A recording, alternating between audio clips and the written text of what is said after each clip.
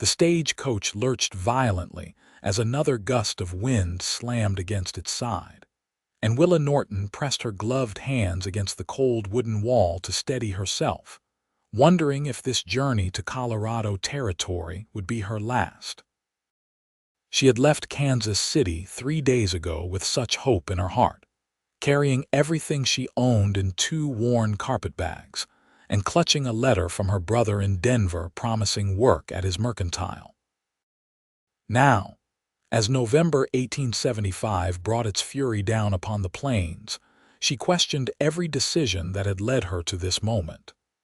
The wind howled like a living thing outside, and through the frosted window she could see nothing but white. Across from her sat a man she had barely noticed when they stopped to change horses in Kingfisher, Oklahoma territory, that morning.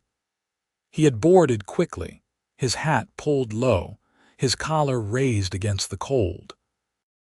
Now, as the coach shuddered to a complete stop and the driver's muffled shouts filtered through the storm's rage, the man looked up, and Willa found herself staring into the most striking gray eyes she had ever seen.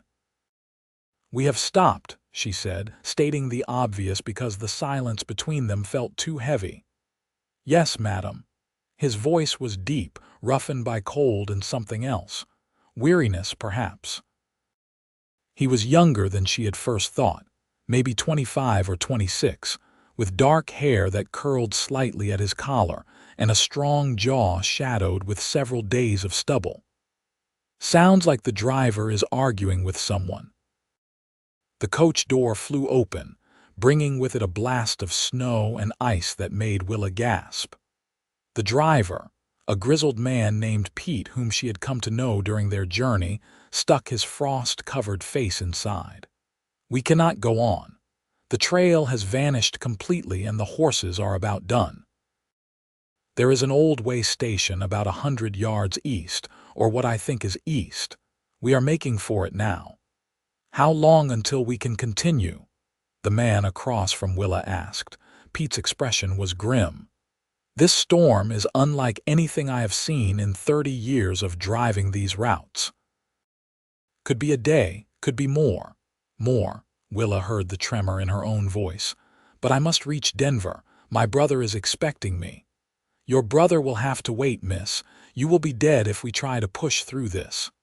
Pete's tone was not unkind, but it was final. "Now we are going to move slow. You two hold tight." The door slammed shut and the coach began to move again, creeping forward at a pace that felt agonizingly slow. The man across from Willa leaned forward slightly. "Your first winter out west, is it that obvious?" "Only because you still have hope in your eyes that this might end quickly." The corner of his mouth lifted in what was almost a smile. "I am Zachary Oakes. Most people call me Zach. Willa Norton."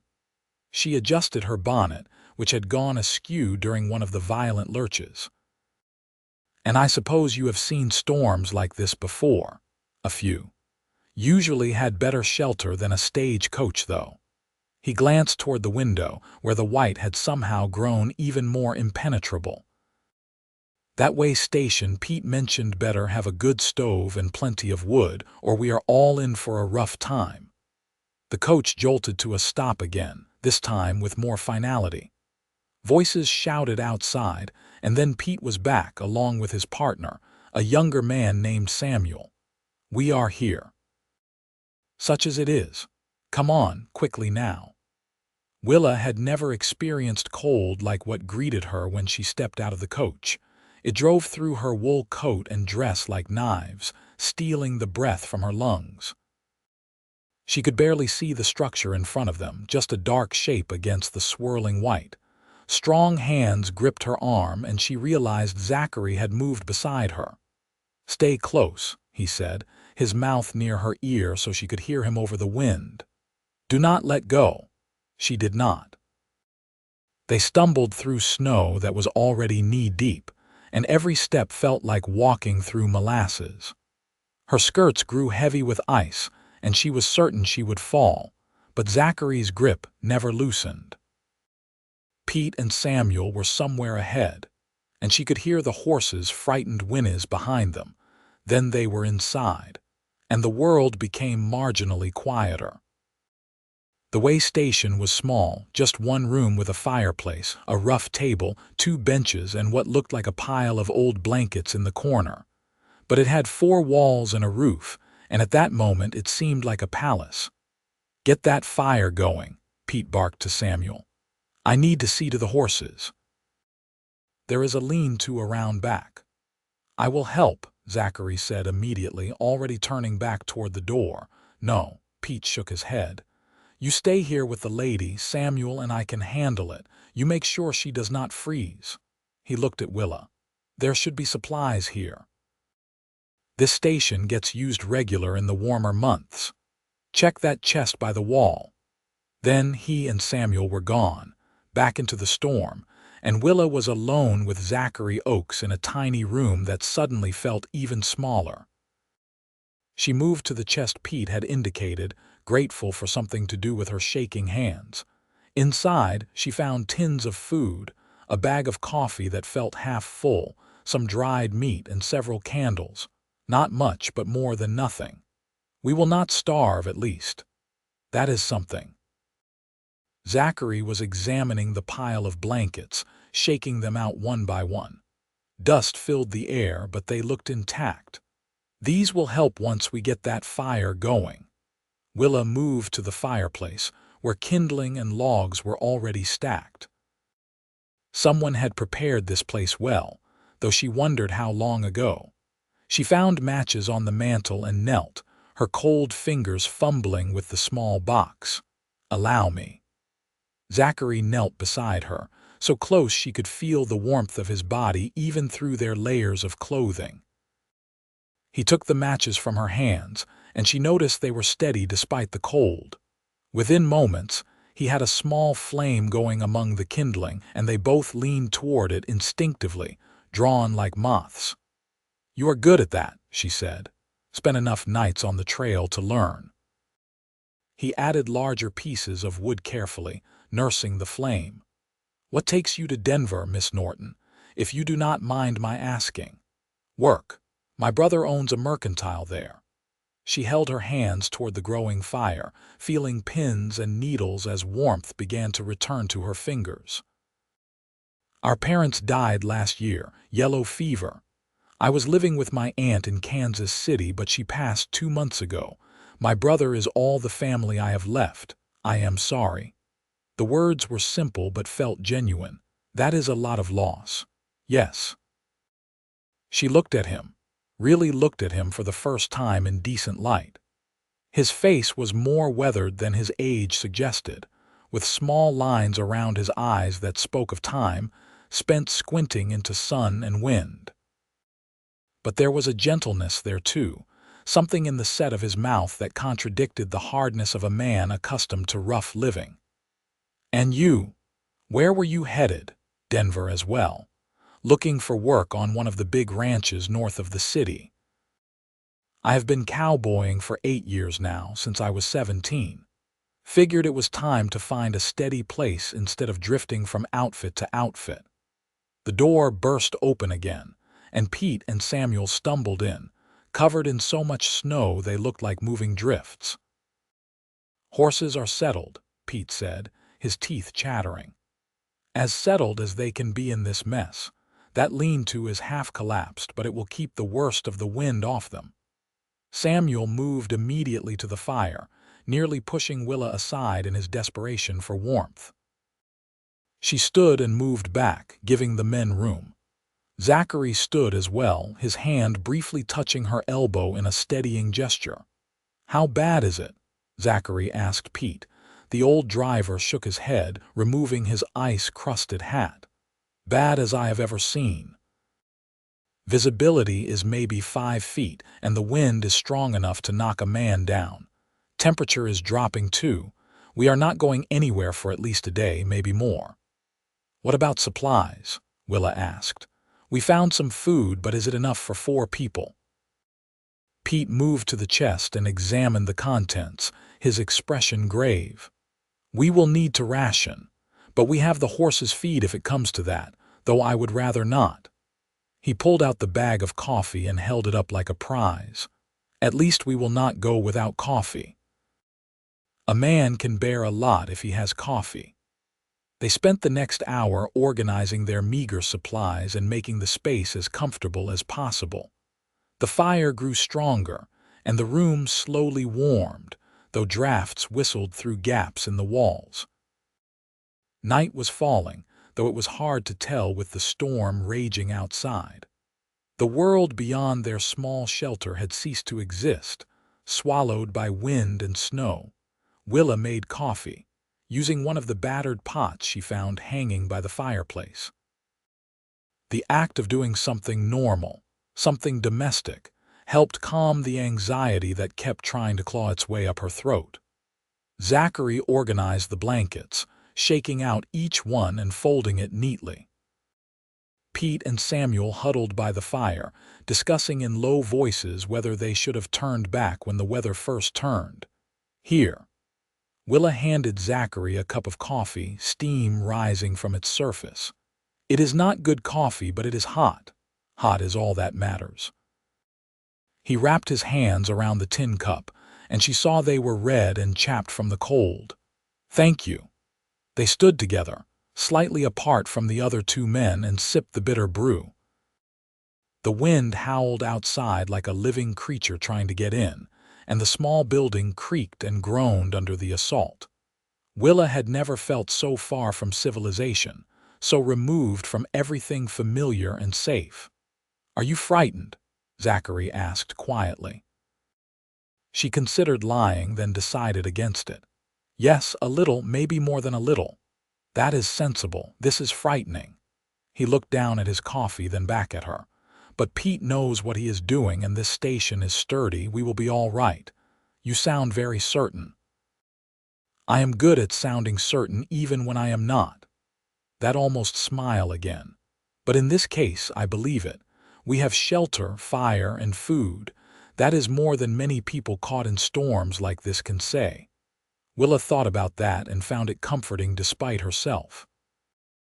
"Have you been caught in a blizzard before?" "Once. 3 years ago, up in Wyoming Territory. I was riding for an outfit there and we got caught moving cattle, lost half the herd and nearly lost ourselves." His voice grew distant, remembering. "Spent 2 days in a ravine with 3 other cowboys, huddled together for warmth. Thought we would die there, but we did not.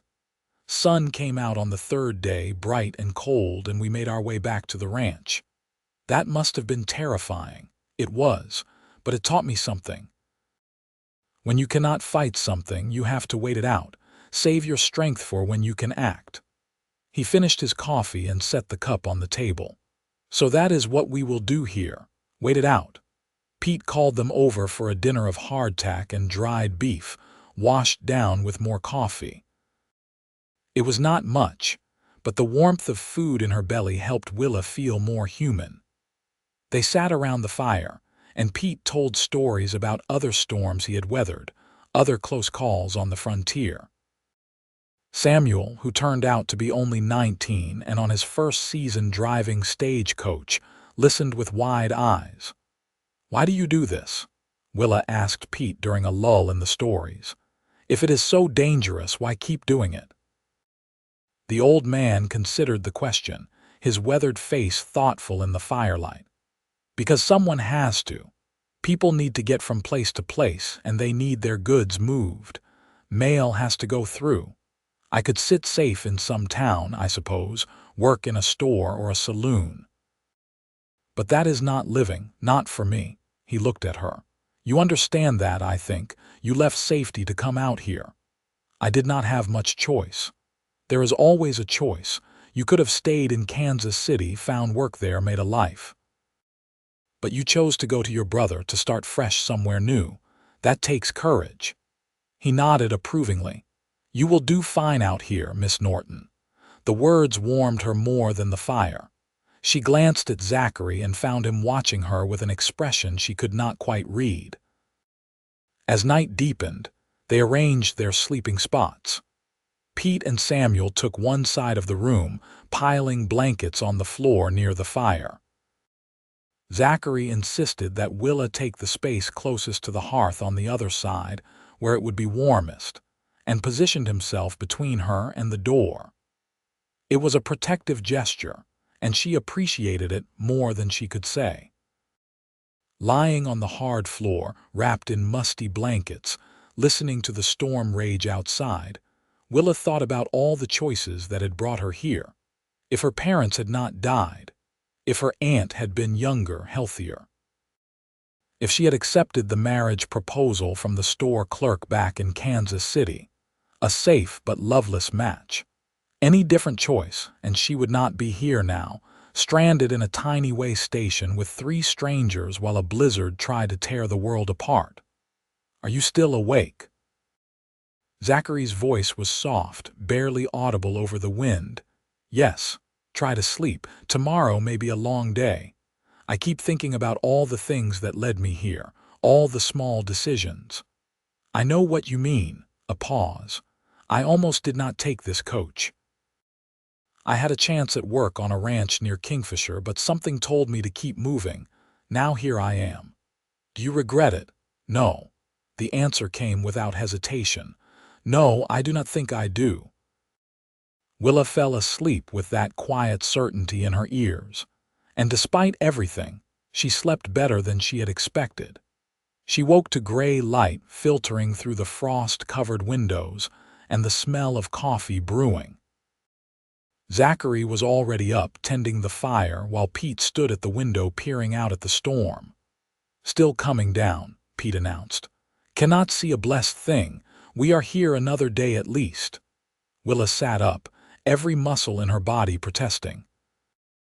Sleeping on the floor had left her sore in places she had not known could be sore. Samuel was still asleep, snoring softly under his pile of blankets. "There is coffee," Zachary said, noticing she was awake, "and we are having dried beef and hardtack again.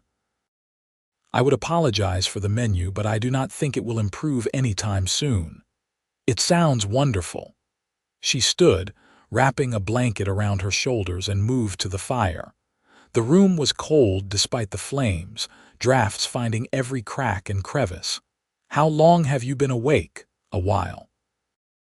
I am used to early mornings." He handed her a cup of coffee, and their fingers brushed briefly. Even through the cold, she felt a spark of warmth at the contact. "Did you sleep well?"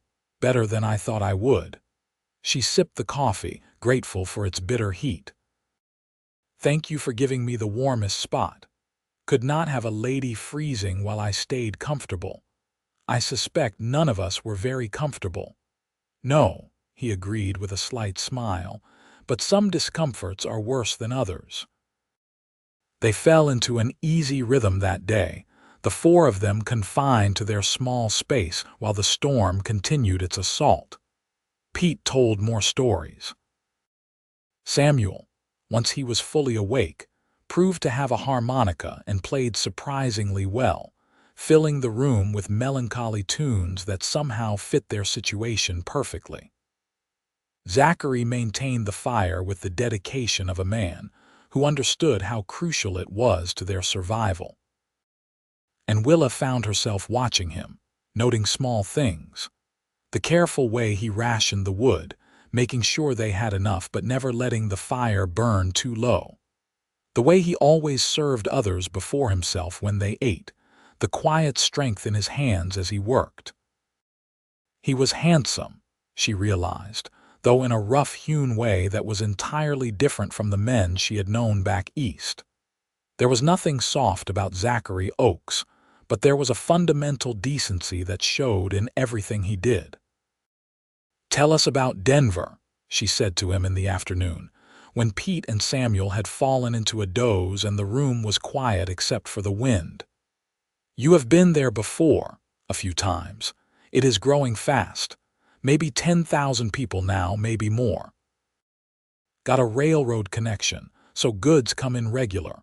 The streets are chaos, half mud and half ice this time of year, but there is opportunity there, more than in most frontier towns." He was whittling a piece of wood he had found, his knife moving with practiced ease.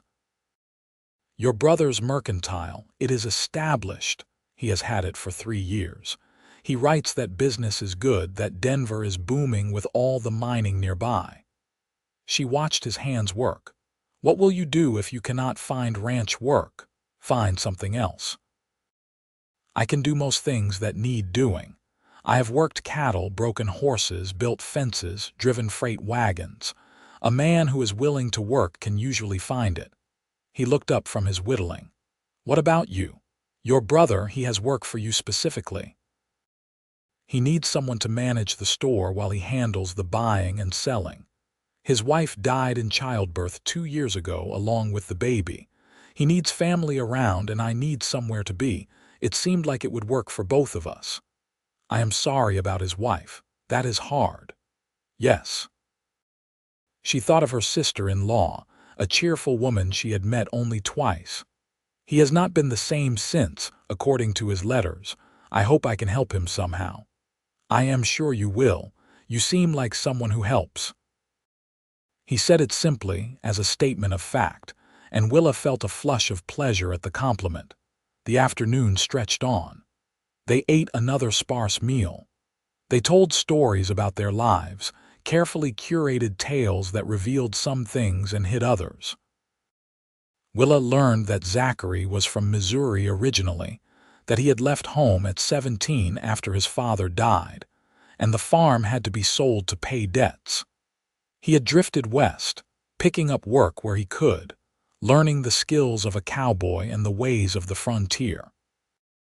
In turn, she told him about growing up in Kansas City, about her father's work as a clerk and her mother's gentle nature, about the yellow fever that had swept through their neighborhood, taking both her parents within a week of each other, about the long months living with her aunt, feeling like a burden until her brother's letter had arrived offering a new start. "You are brave," Zachary said when she finished, "coming all this way alone." "I do not feel brave. I feel terrified most of the time." Bravery is not the absence of fear. It is acting despite the fear. He set aside his whittling, a small figure that might have been a horse taking shape in the wood. "You should give yourself more credit." That night, as they settled in to sleep again, Willa found herself acutely aware of Zachary lying a few feet away. In just 2 days, this stranger had become familiar, and she was not sure what to make of that. She knew it was the circumstances, the forced intimacy of their situation. But there was something else too, something in the way he looked at her, the way he spoke to her as an equal rather than a delicate thing to be protected or dismissed. "Willa." His voice came out of the darkness. "Yes. When we get to Denver, would it be all right if I called on you? At your brother's store, I mean, to see that you arrived safely." Her heart did something complicated in her chest. "Yes, I would like that. Good. That is good." A pause. "Sleep well, you too." But she lay awake for a long time, listening to the storm and thinking about what it might mean that Zachary Oakes wanted to call on her. The 3rd day brought no relief from the blizzard. If anything, the storm seemed to have intensified, the wind screaming around the way station with renewed fury. They were into the 4th day of being stranded, and Pete's expression had grown increasingly concerned as he inventoried their supplies. "We are all right for now," he said, but Willa could hear the worry beneath the words. "But we will need to be even more careful with the food." They cut their rations again, making each meal smaller. Hunger was not yet a real problem, but the prospect of it loomed. Samuel grew quiet and withdrawn, his earlier enthusiasm dampened by the relentless howling of the wind and the growing cold that seemed to seep through the walls no matter how high they built the fire. "Tell me something good," Willa said to Zachary that afternoon. They were sitting together near the fire while Pete and Samuel napped. "Something hopeful," he thought for a moment. "Spring. Spring on the plains is something to see. The whole world turns green almost overnight and wildflowers bloom everywhere. The air smells sweet, and you can ride for hours under a blue sky so perfect it makes your chest ache. His voice grew warm with the memory. After a hard winter, when you see that first spring day, it reminds you that nothing lasts forever. Not the cold, not the dark. There is always something better coming. You really believe that? I have to. Otherwise, what is the point? He looked at her, and in his gray eyes she saw sincerity and something deeper. Yes, I believe it. Then I will try to believe it too. His hand found hers among the folds of their blankets, warm and strong, and she did not pull away. They sat like that for a long time, watching the fire, listening to the storm, drawing comfort from the simple contact. That night, as they prepared to sleep, Pete spoke up from his corner. I have been thinking. If the storm does not break by tomorrow afternoon, I am going to have to try to make it to Kingfisher for supplies. We cannot stretch what we have much longer. In this weather, Zachary shook his head. Pete, you would never make it. We do not even know which direction Kingfisher is from here. I know these lands, I can find it. Not in a whiteout you cannot, no one can. Zachary's voice was firm. We wait, the storm will break. And if it does not, then we deal with that when it comes. But I will not let you go out there and die for nothing. The two men stared at each other across the fire, and Willa held her breath, afraid the tension would snap into something worse. Finally, Pete nodded slowly. All right, we wait one more day, but after that we have to make hard choices. Sleep was difficult that night. Willa kept thinking about what hard choices might mean, kept wondering how long a person could survive in this cold, with minimal food, kept remembering stories she had heard of people stranded in winter storms, the terrible decisions they had faced. She must have dozed eventually because she woke to Zachary gently shaking her shoulder. Willa, wake up, look. She opened her eyes and saw light. Real light, not the gray half-darkness they had endured for days. Sunlight was streaming through the window, bright and almost painful to her adjusted eyes. The storm broke, Zachary said, and the relief in his voice was palpable. It is over. They all crowded to the window, staring out at a transformed world. Snow lay everywhere, drifted into fantastic shapes by the wind. The sky was a brilliant blue, and the sun sparkled off the white landscape until it hurt to look at. The way station was half buried, snow piled against its walls, but they could see clearly for the first time in days. Thank God, Pete breathed. Thank God. It took them most of the morning to dig out. The horses were all right, though hungry and restless. The stagecoach was buried, and they had to clear it before they could even think about continuing their journey, but no one complained. They worked with the energy of people who had been given a second chance, and the sun on Willa's face felt like a benediction. By early afternoon, they were ready to move. The trail was gone, buried under feet of snow, but Pete was confident he could find the way to Kingfisher. From there, they could continue to Denver once the main routes were cleared. How far is Kingfisher? Willa asked as they prepared to leave the way station. About 20 miles. We will have to go slow, but we should make it before dark. Pete looked at the little building that had sheltered them with something like fondness. We owe this place. Remind me to leave some money for the station master next time I am through. We owe it our lives, Samuel said quietly. It was the first thing he had said all morning. They climbed into the coach, Willa and Zachary taking their familiar seats across from each other. As they started to move, lurching through the deep snow, Willa looked back at the way station growing smaller behind them. Strange, she said. I hated being trapped there, but now I am almost sad to leave. I know what you mean. Zachary was watching her with an intensity that made her pulse quicken. These few days, they have been hard, but they have been something else too. What? Important. They have felt important. He leaned forward slightly. Willa, I meant what I said about calling on you in Denver. I would like to see you again. if you are willing." "I am willing," she said, and the words felt like a promise. The journey to Kingfisher took longer than Pete had estimated. The snow was deeper than expected, and they had to stop frequently to rest the horses. But the sun stayed bright, and the weather held, and eventually the small town appeared on the horizon. Kingfisher was a collection of wooden buildings along a main street, serving as a supply point for farmers and ranchers in the area. It had a hotel, a general store, a saloon, and not much else. But to Willa, after days in the tiny way station, it looked like the most beautiful place she had ever seen. They stayed that night at the hotel, a luxury after sleeping on the floor.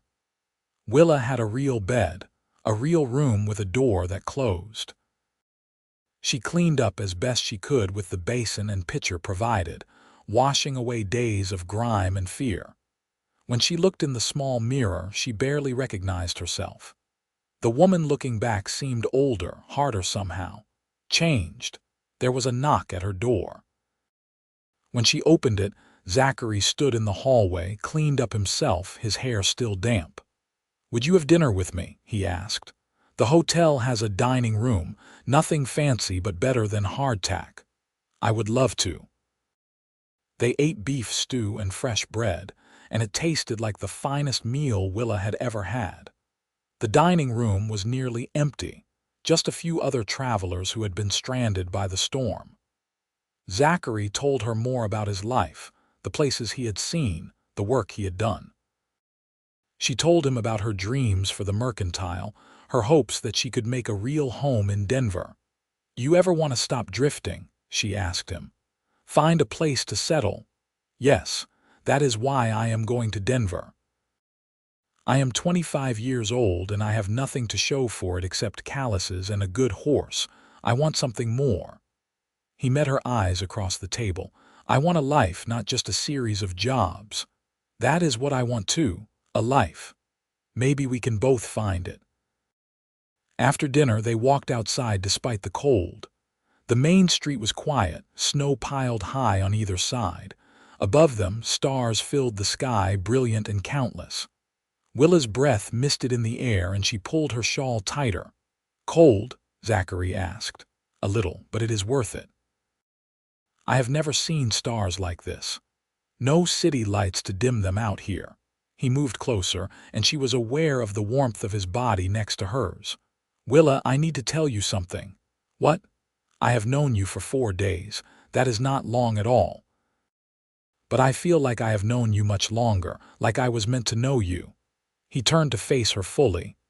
"That sounds foolish, I know." "No, it does not sound foolish." Her heart was racing. "I feel it too. When we were in that way station, when I thought we might not make it out, all I could think was that I wished I had more time. More time to talk to you, to know you. And now we are here and we have time, but I am afraid." "Afraid of what?" "That you will get to Denver and realize I am just some cowboy you met during a storm. That whatever this is between us was just the circumstances." Willa reached up and touched his face, her gloved hand against his cheek. "You are not just some cowboy, and this is not just circumstances." She did not know where the certainty came from, but it filled her completely. "I do not know what this is, Zachary, but I know it is real." He kissed her then, gentle and searching, and Willa felt the world tilt on its axis. She had been kissed before, chased pecks from proper young men back in Kansas City. This was nothing like those. This was fire and promise, hope and hunger. When they pulled apart, she was breathless. "I am going to court you properly," Zachary said, his voice rough. "I am going to find work in Denver, and I am going to call on you at your brother's store, and I am going to do this right. I will look forward to it." They left Kingfisher the next morning on a stage bound for Denver. Pete was driving again, and Samuel sat up top with him, but there were other passengers this time. A family heading to the city and an older gentleman who claimed to be a mining investor. The coach was crowded, and Willa found herself pressed against Zachary's side as they jounced along the improving roads. She did not mind at all. The journey took 3 more days, but these were easy compared to what they had endured. The weather stayed clear and cold but manageable. They stopped at proper way stations each night, places with beds and hot food. Zachary stayed close to Willa, and she felt the eyes of the other passengers on them, knew they were speculating.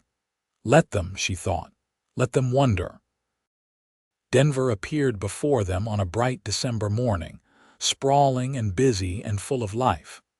Mountains rose in the distance, majestic and snow-covered. The streets were muddy and crowded with wagons, horses, and people rushing about their business. Buildings were going up everywhere, the sound of hammers and saws filling the air. It was chaotic and loud and wonderful. Pete pulled the coach up in front of the stage office, and they all climbed out, stretching after the long final push. Zachary retrieved Willa's bags while she looked around, trying to orient herself in this strange new city. "Your brother, he will be meeting you," Zachary asked. "I sent a telegram from Kingfisher. He should be here." She scanned the crowd and spotted a familiar figure pushing through. There. That is him.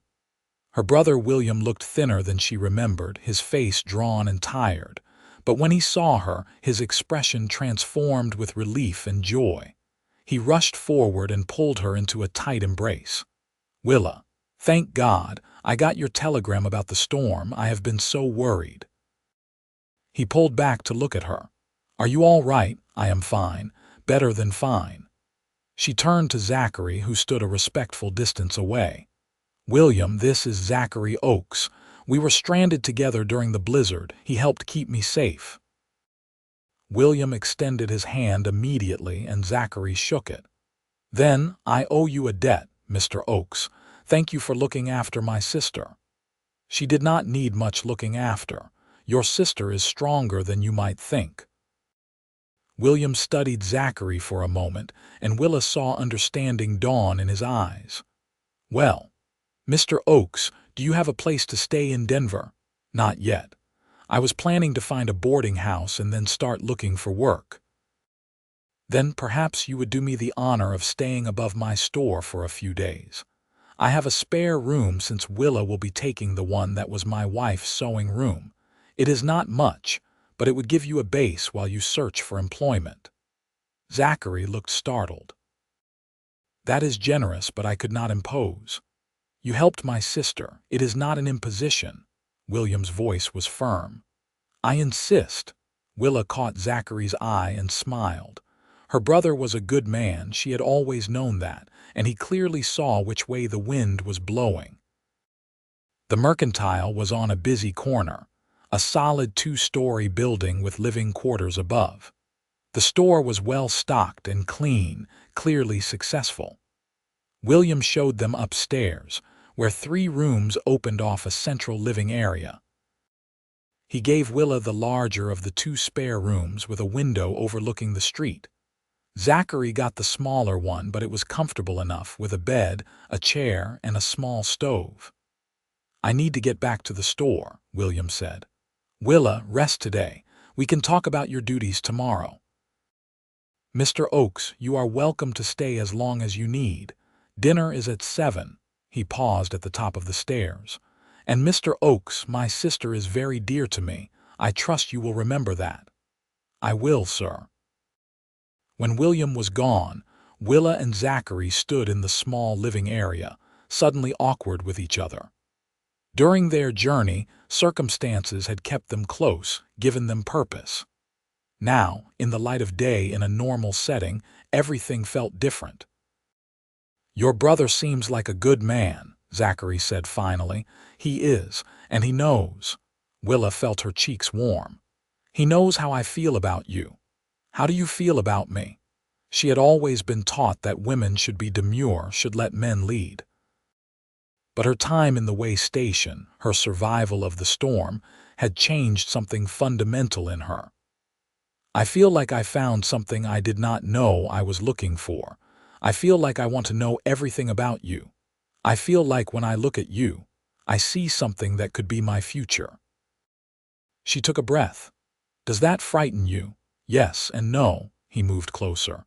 "It frightens me because I have nothing to offer you except hard work and hope, but it does not frighten me because I feel the same way, exactly the same way.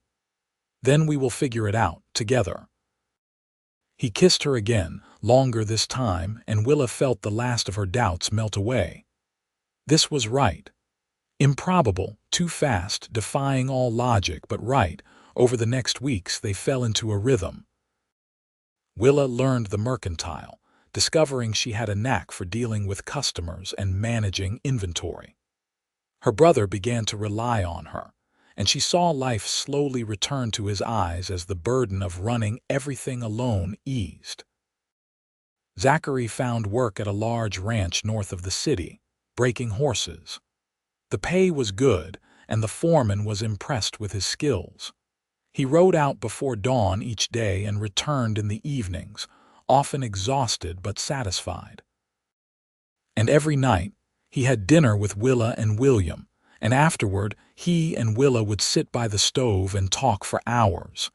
He told her about his day, about the horses he was working with, about the other men at the ranch.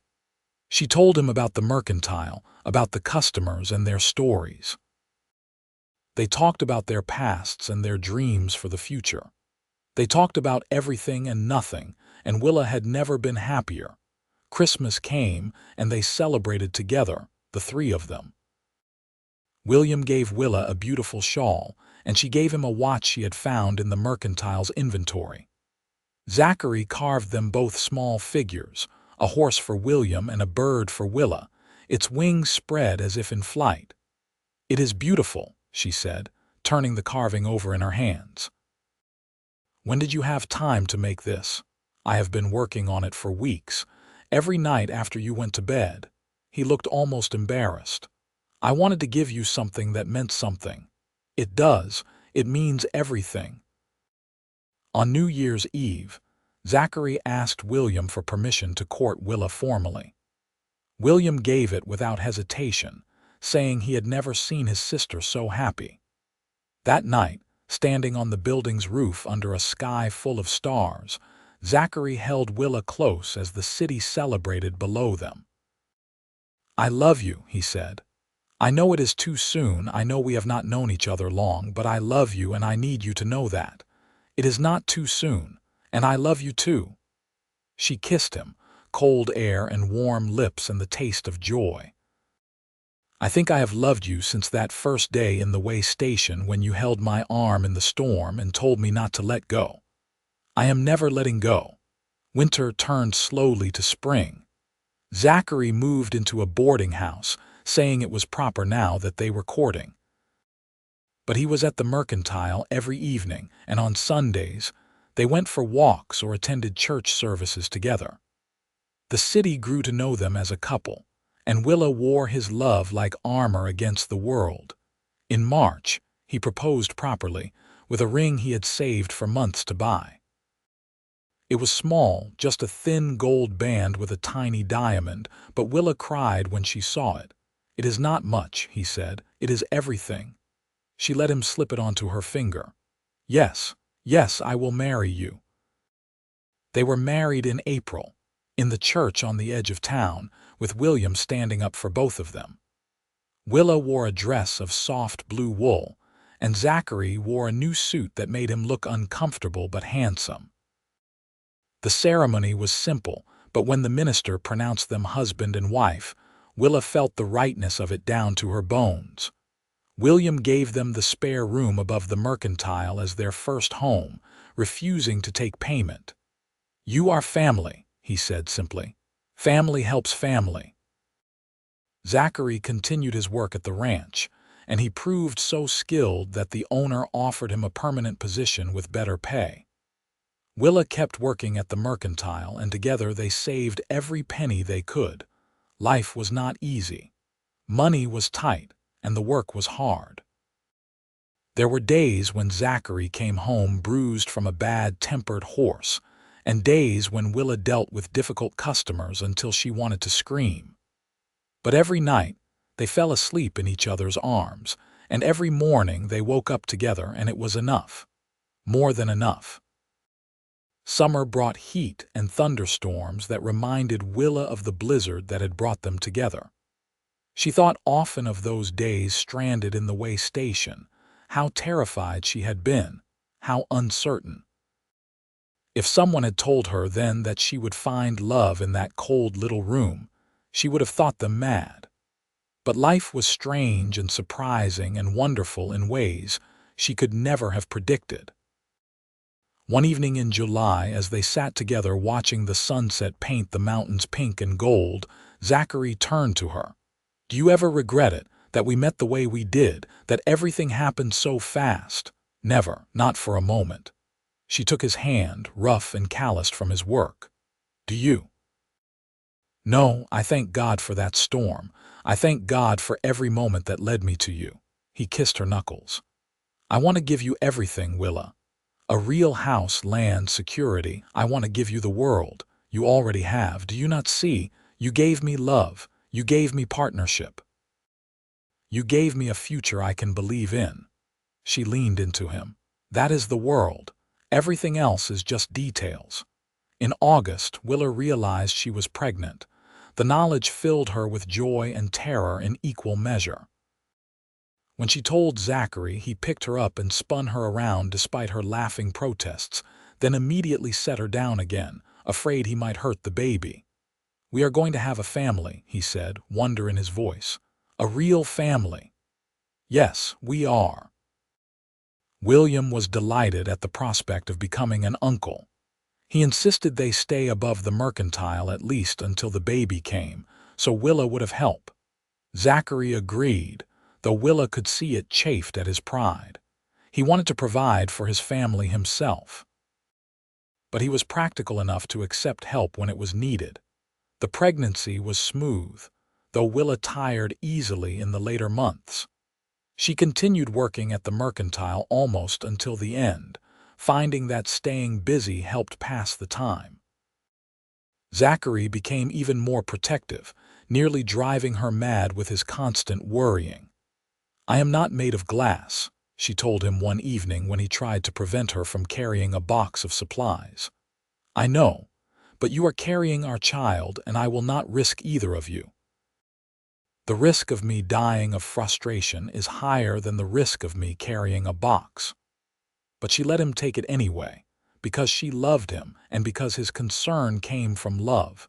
In March of 1877, almost exactly 2 years after they had met, Willa went into labor. It was long and difficult, and there were moments when she wondered if she would survive.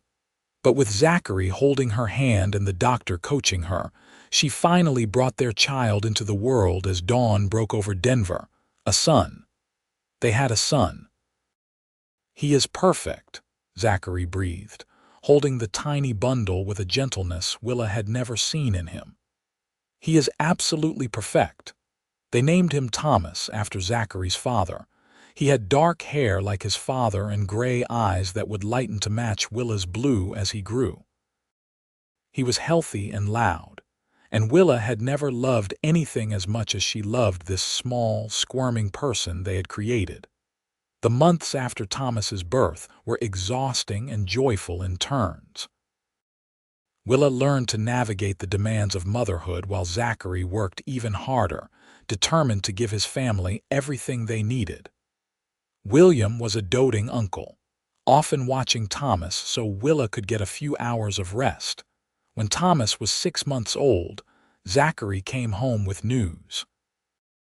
The ranch owner was getting older and wanted to sell off some of his land. He had offered Zachary 200 acres at a fair price with generous terms for payment. "It is good land," Zachary said, unable to contain his excitement. "There is a creek running through it, good grass, some timber. We could build a house there, run some cattle. It would be ours, Willa, really ours. How much would we need for the down payment? That is the thing. Between what we have saved and what William has offered to loan us, we can do it. We can actually do it." Willa looked at their son, sleeping peacefully in his cradle. She looked at her husband, his face alight with hope and possibility. She thought about the girl she had been, leaving Kansas City on a stagecoach, uncertain and afraid. That girl would never have believed she could be this happy. Then let us do it. Let us build our future. They purchased the land in November. By the following spring, with help from William and some of the men from the ranch, they had built a small house. It was simple, just 4 rooms and a porch, but it sat on a rise overlooking a valley that took Willa's breath away every time she saw it. Mountains rose in the distance, and the creek babbled over stones in the quiet of evening. They moved in May, when Thomas was over a year old and toddling around getting into everything. It was strange at first, living so far from town, with only the sounds of wind and animals for company. But Willa adjusted quickly, finding peace in the isolation. Zachary purchased a small herd of cattle and began building the ranch he had always dreamed of. Life on the ranch was harder than life in town had been. There was always work to be done, from dawn until long after dark. Willa learned to garden, to preserve food, to manage a household in the wilderness. She learned to shoot, because Zachary insisted she needed to be able to protect herself and Thomas when he was out on the range. She learned strength she had never known she possessed, but there was joy too. Watching Thomas take his first steps on their own land. Sitting on the porch with Zachary in the evenings, his arm around her as they watched the sun set. The satisfaction of building something together, of watching their dreams take shape through hard work and determination. In the winter of 1879, their second child was born, a daughter they named Sarah. She had her mother's blonde hair and her father's stubborn chin. Thomas adored her immediately, wanting to help with everything, though at 3 years old, his help was often more chaos than assistance. "We are a family," Willa said one night with both children finally asleep and the house quiet except for the crackling fire. "A real, complete family. We have always been a family, since that day in the way station, really." Zachary pulled her close. "But yes, this is everything I wanted and more than I thought I could have. Do you ever think about how easily it might not have happened? If the storm had not hit, if we had not been stranded together all the time. And I am grateful every day that it did happen exactly as it did." He kissed the top of her head. "You are the best thing that ever happened to me, Willa Oakes, you and our children." The years passed, marked by the rhythm of ranch life. Good years and hard years, triumphs and setbacks. They added to their herd slowly, built a barn, fenced their land. Thomas grew into a serious, capable boy who loved the ranch as much as his father did. Sarah was wild and free, always covered in mud, always laughing. In 1882, they had another son, James. In 1885, another daughter, Rebecca. Their house grew more crowded, noisier, more chaotic. But it was full of love, full of life, and Willa had never imagined she could be this content. William visited often, bringing supplies from town and news of the wider world. He had remarried, a widow named Margaret who ran a boarding house, and he seemed happier than he had been in years. He doted on his nieces and nephews, and they adored their uncle who always had candy in his pockets. The ranch prospered, not dramatically, but steadily. Zachary proved to have a good eye for cattle and horses, and their reputation for quality stock grew. They were able to pay off William's loan within 5 years, and the debt to the former ranch owner soon after. The land was truly theirs, and that knowledge filled Zachary with a pride that Willa found beautiful to witness. On their 10th wedding anniversary, Zachary took Willa back to Kingfisher. They left the children with William and Margaret and made the journey as a couple, just the two of them for the first time in years. The town had grown, but the hotel was still there. They stayed in the same room where they had had that first dinner together, and Willa felt like she was stepping back in time. "You remember?" Zachary asked as they ate in the dining room. "You asked me if I ever wanted to stop drifting. I remember. You said you wanted a life, not just a series of jobs. You gave me that. You gave me everything." He reached across the table to take her hand. "I want you to know that I see it, Willa. I see all the work you do, all the sacrifices you make. You could have had an easier life in town, working at the mercantile, being close to your brother. I do not want an easier life. I want this life, the one we built together." From Kingfisher, they rode out to the old way station where they had been stranded. It took some finding, as the trail had changed over the years. But eventually, they located it, and Willa felt a rush of emotion as they approached. The building was still standing, though it looked more weathered than she remembered. Someone was maintaining it, at least minimally, and there was fresh firewood stacked by the door. They went inside, and it all came rushing back. The cold, the fear, the way Zachary had looked in the firelight. "We survived here," she said quietly. "We survived, and we found each other. Best week of my life, despite the terror." He put his arms around her from behind, and they stood looking at the small room that had held their entire world once. "Should we tell the children about this place someday?" "Yes, when they are old enough to understand. We will tell them about the blizzard, and the way station, and how their parents fell in love during the worst storm in 30 years. They stayed for a while, remembering, then rode back to Kingfisher as the sun set. That night, in their hotel room, they made love with the passion of newlyweds and the tenderness of long partnership, and Willa thought about how lucky she was. How impossibly, incredibly lucky. The years continued their march. The children grew and changed. Thomas became a skilled rancher, working alongside his father. Sarah remained wild but developed a talent for horses that rivaled Zachary's own. James was quiet and studious, always reading when he could. Rebecca was the baby, spoiled by her siblings and parents alike.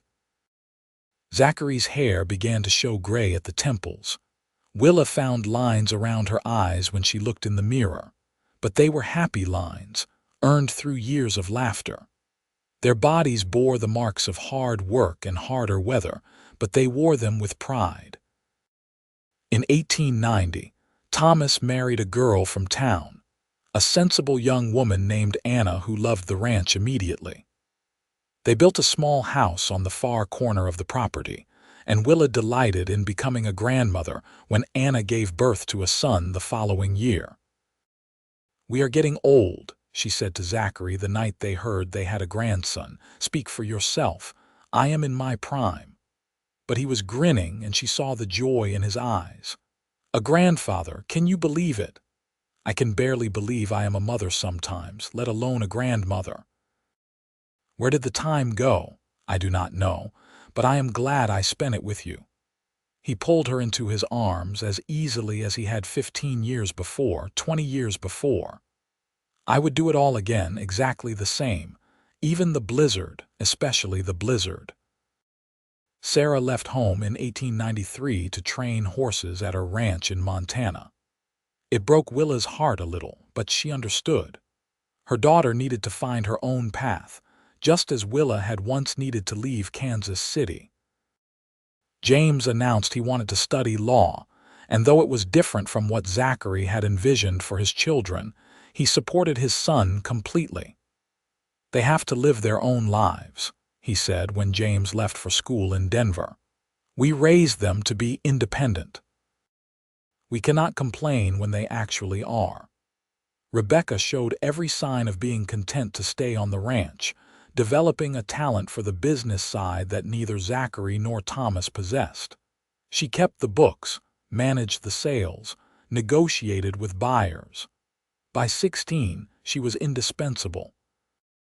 The turn of the century came, bringing with it a new era. The frontier was closing, the Wild West fading into history. Towns had electric lights, and there was talk of automobiles. The world was changing faster than Willa could track sometimes. But on their ranch, some things stayed the same. The cattle still needed tending. The seasons still turned. She and Zachary still sat on their porch in the evenings, watching the sunset paint the mountains, talking about their day. "You remember when you could see every star," Zachary said one night. They were both in their 50s now, their children grown or nearly so. "Before the cities got so bright, I remember, and they are still there, just harder to see. Like the Old West, still there, just harder to find." He was quiet for a moment. "I am glad we got to live it, though. The real thing, not the stories they will tell someday. Me too. Though I could have done without quite so much hardship in the early days. Where is the adventure in that?" He squeezed her hand. "Besides, hardship builds character. Look at how much character we have." She laughed, the sound carrying across their land. Their land. Even after all these years, the thought still filled her with wonder. We have something better than character. We have a life well lived. That we do. In 1902, William died peacefully in his sleep. Willa grieved deeply for the brother who had been her anchor when she first came west, who had given her and Zachary a chance when they needed it most.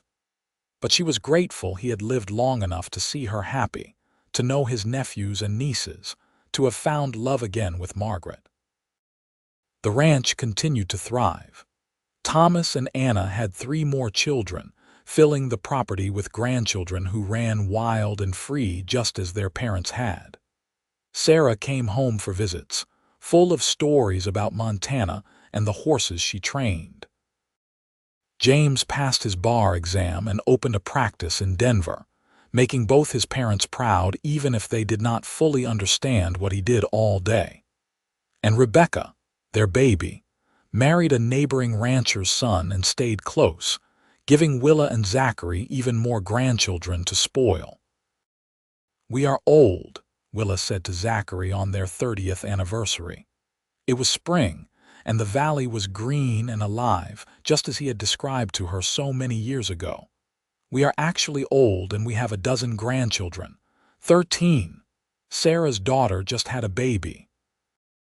Zachary's hair was fully gray now, and his face was lined, but his eyes were still the same gray that had captured Willa's attention in a Stagecoach 3 decades earlier. 13 grandchildren and 2 great-grandchildren. We have been busy. We have been blessed. She leaned against him, still fitting perfectly in the curve of his arm. "I love you. I have loved you for 30 years, and I will love you for 30 more if we are lucky. That is the plan. I am not going anywhere without you." They had, against all odds, built exactly the life they had dreamed of in that tiny way station during the blizzard. They had created a family, a legacy, a place in the world. They had loved each other through good times and hard times, through joy and sorrow, through youth and into age. And it had all started with a storm on quiet nights when the house was full of visiting children and grandchildren. Willa would sometimes tell the story. She would describe the blizzard, the way station, the 4 days of fear and cold. She would talk about a young cowboy who had held her arm in the storm and told her not to let go. And she would end by saying that he had kept that promise for 30 years and counting.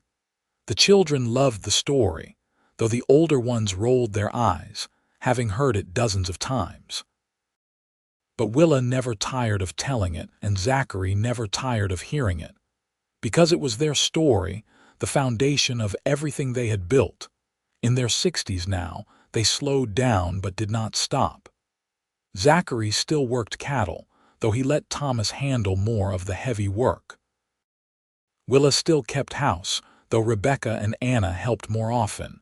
They took pleasure in the small things now: morning coffee on the porch, evening walks to the creek, time with their grandchildren. "I used to think love was what I felt for you in the beginning," Willa said to Zachary one evening. They were alone, a rare occurrence these days. That rush, that excitement, that feeling like my heart might burst. And now I know that was just the beginning. Love is this. 34 years of mornings and evenings, of building something together, of choosing each other every single day, even when it is hard, especially when it is hard. I would choose you every day for the rest of my life and into whatever comes after. In 1910, they celebrated their 35th anniversary with all their children and grandchildren gathered at the ranch. It was chaos and noise and joy, and Willa looked around at all the faces she loved and marveled at what had grown from one chance meeting during a blizzard. That night, after everyone had gone to bed, Willa and Zachary sat on their porch under a sky full of stars. The world was changing rapidly now, becoming something neither of them fully understood. But here, on their land under these stars, they could still feel the presence of the Old West they had known. "Tell me again," Zachary said. "Tell me about the girl who got on a stagecoach in Kansas City, heading west with nothing but hope." "She was terrified," Willa said, smiling at the memory. "She had no idea what she was doing. She had never been away from home, and she was traveling alone to a place she had never seen. What happened to her? She got caught in a blizzard, and she met a cowboy who held her hand in the darkness and made her believe everything would be all right. Was he right? He was right about everything. She turned to look at her husband, her partner, her love. Everything turned out better than all right. It turned out perfect. Zachary kissed her soft and sweet and pulled her close. "Thank you," he whispered against her hair. "For what? For not letting go, for choosing me, for building this life with me. Thank you for the same." They sat in comfortable silence, watching the stars wheel overhead, listening to the sounds of their ranch settling for the night. Inside, their grandchildren slept. Tomorrow, they would all have breakfast together before returning to their own lives. But tonight, in this moment, everything was exactly as it should be. The years that followed brought more changes. Automobiles became common, and electricity reached even their remote corner of Colorado. The world was speeding up, becoming more modern, but Willa and Zachary adapted as best they could while holding on to what mattered most. In 1915, as they approached their 40th anniversary, Zachary fell ill. It started as a cough that would not go away, and by winter, he was weak and struggling to breathe.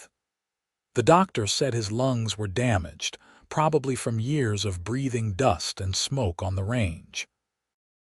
Willa nursed him with fierce determination, refusing to accept that after everything they had survived, this might be what took him from her.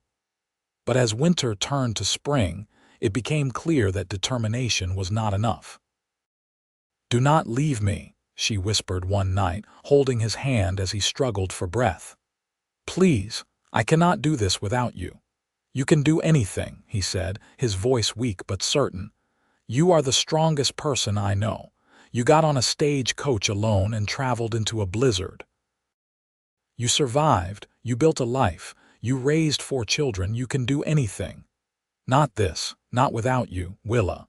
He squeezed her hand with what strength he had left. "I have loved you for 40 years. That does not stop just because I am gone. It will never stop. That love, it is part of everything. The ranch, the children, all of it. I will still be here. It is not enough. I want you here with me like this. I know, I want that too." A cough racked his body and Willa held him until it passed. But we do not always get what we want. We get what we get and we make the best of it. That is what you taught me. I did not teach you that. You did, just by being yourself, by facing everything with courage and grace. His gray eyes, faded now but still beautiful to her, met hers. "Promise me something, anything.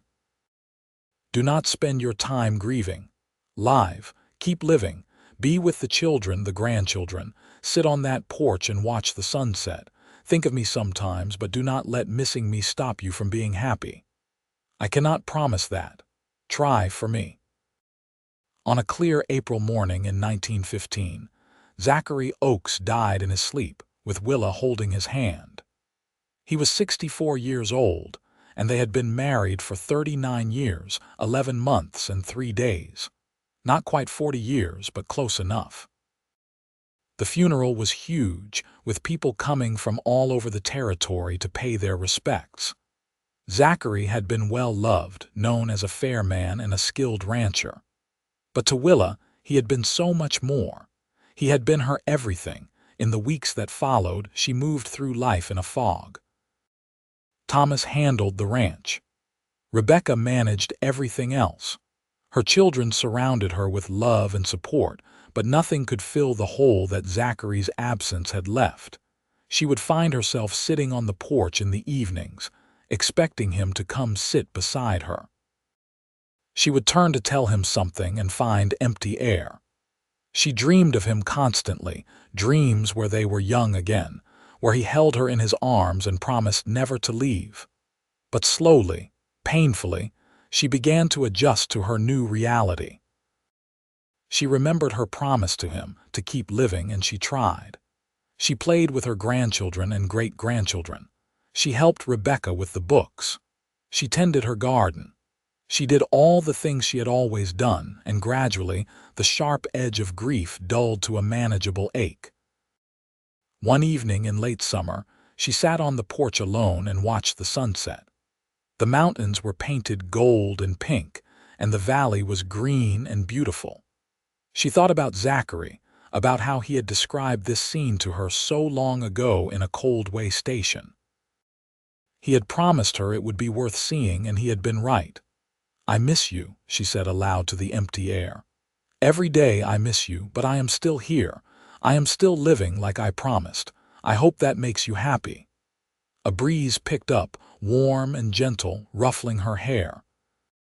She chose to take it as an answer. Willa lived another 12 years, surrounded by her growing family. She became matriarch of not just her own family, but of the entire community, known for her wisdom and her stories about the old days. She told anyone who would listen about the blizzard, about the young cowboy, about falling in love in the worst possible circumstances, and building a life that exceeded her wildest dreams. In 1927, at the age of 73, she gathered her children around her bed. She had lived a long, full life, but she was tired now, ready to rest. "Tell me about him," Sarah said, holding her mother's hand. "Tell me about Father one more time."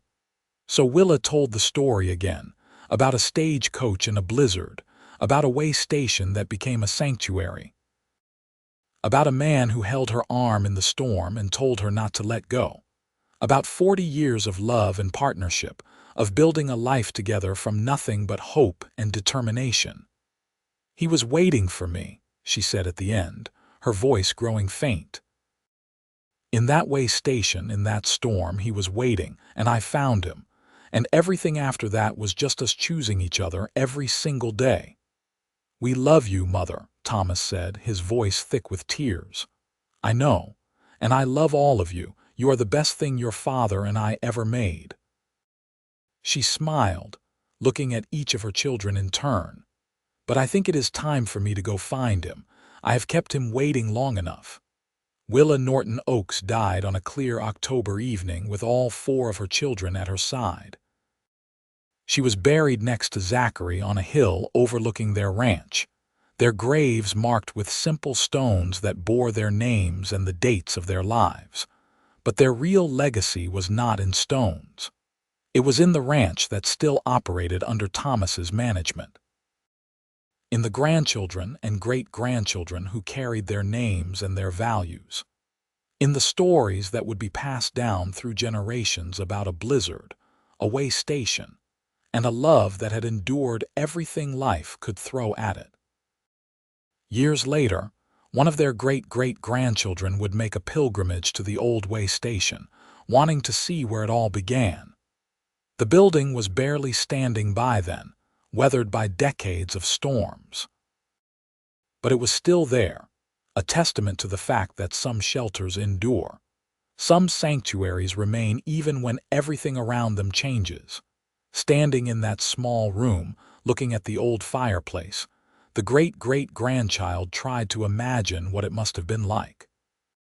To be stranded there with a stranger, to be cold and frightened and uncertain, to fall in love despite everything, or maybe because of it. It was hard to picture now, in a world of automobiles and airplanes, of electric lights and telephones. The hardships Willa and Zachary had faced seemed impossibly distant, but the love they had built, the life they had created, that was still real, still present in every member of their family, in every value they had passed down. The blizzard had lasted 7 days. The love it created had lasted a lifetime and beyond, rippling out through generations, touching lives not yet born when Willa first stepped onto that stagecoach in Kansas City. And if you went to that ranch today, now run by the 4th generation of Oakes descendants, and asked about the founders, you would hear the same story. About a blizzard and a way station. About 2 strangers who became everything to each other.